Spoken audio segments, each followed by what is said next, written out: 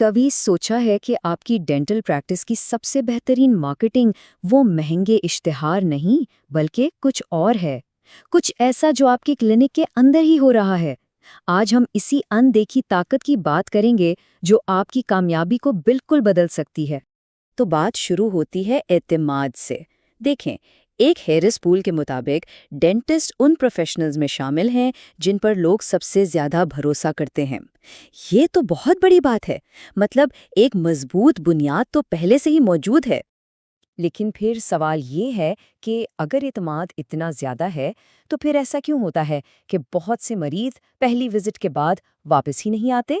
یہ ایک ایسی پہیلی ہے جسے آج ہم حل کریں گے، اور اس کا جواب وہی آپ کی پریکٹس کی کامیابی کا راز ہے۔ تو چلیں اس مسئلے کی جڑ تک پہنچتے ہیں۔ اس کا حل باہر کی دنیا یعنی اشتہارات میں نہیں بلکہ آپ کے دفتر کے اندر ہے۔ یہ سب کچھ مریض کے تجربے پر منحصر ہے۔ جی ہاں، ہم بات کر رہے ہیں انٹرنل مارکیٹنگ کی۔ اب یہ کیا چیز ہے؟ دیکھیں، یہ صرف بہترین علاج کرنے کے بارے میں نہیں ہے، یہ اس پورے سفر کے بارے میں ہے۔ مریض کی پہلی فون کال سے لے کر جب وہ مسکراتے ہوئے کلینک سے باہر نکلتا ہے، ہر ایک لمحے کو خاص بنانے کے بارے میں۔ اچھا، ان دونوں میں فرق کیا ہے؟ ایکسٹرنل مارکیٹنگ یعنی اشتہار وغیرہ آپ کو نئے لوگ تو لا کر دیتے ہیں، لیکن اس پر خرچہ بہت ہوتا ہے۔ دوسری طرف ہے انٹرنل مارکیٹنگ۔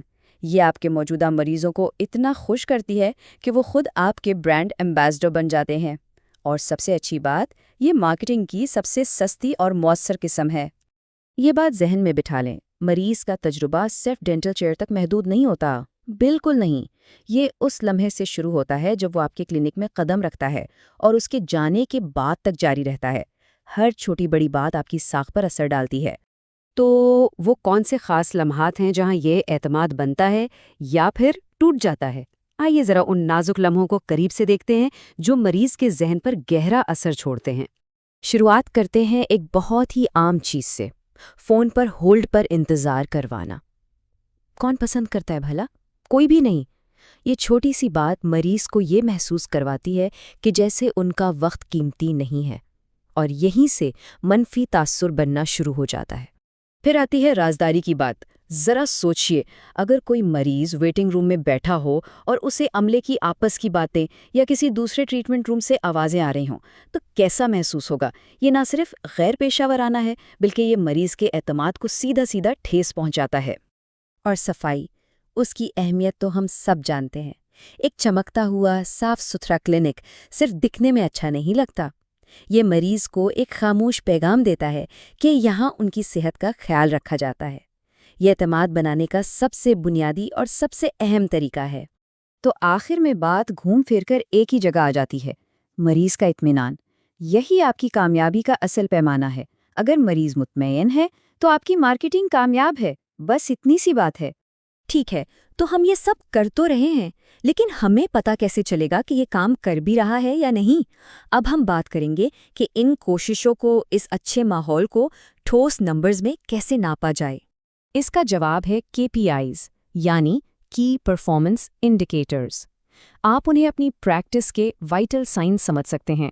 جیسے ڈاکٹر نبض دیکھ کر صحت کا حال بتاتا ہے، ویسے ہی KPIs آپ کو آپ کی پریکٹس کی صحت کے بارے میں بتاتے ہیں۔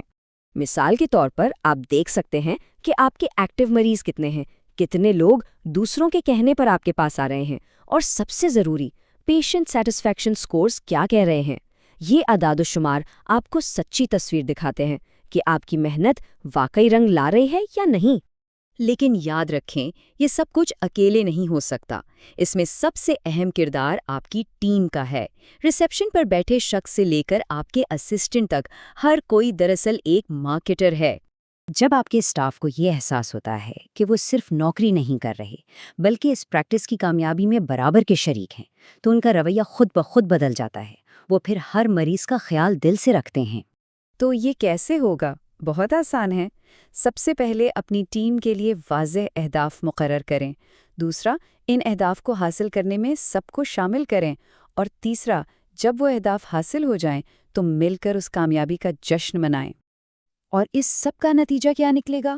نتیجہ ہوگا خوش اور مطمئن مریض، اور یہی خوش مریض آپ کی سب سے بڑی مارکیٹنگ فورس بنیں گے۔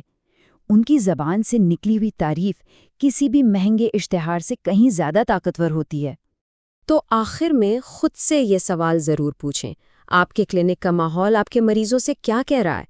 جب وہ یہاں سے جاتے ہیں تو وہ اپنے دوستوں اور رشتہ داروں کو آپ کے بارے میں کیا بتاتے ہیں؟ کیا یہ وہی کہانی ہے جو آپ چاہتے ہیں کہ دنیا سنے؟